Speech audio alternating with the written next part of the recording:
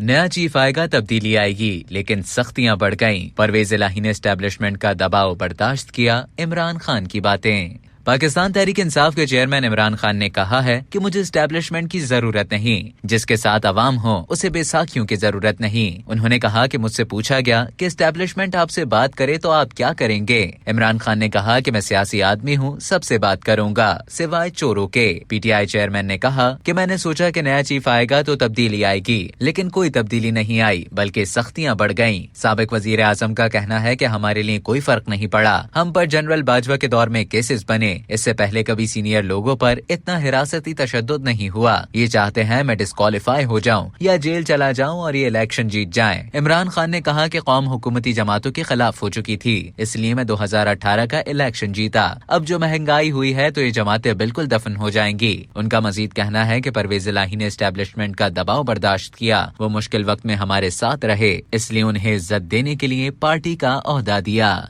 अब तक के लिए इतना ही। मजीद खबरों और न्यूज अपडेट्स के लिए डेली जंग के यूट्यूब चैनल को सब्सक्राइब करें और फेसबुक के पेज को लाइक करना ना भूलें।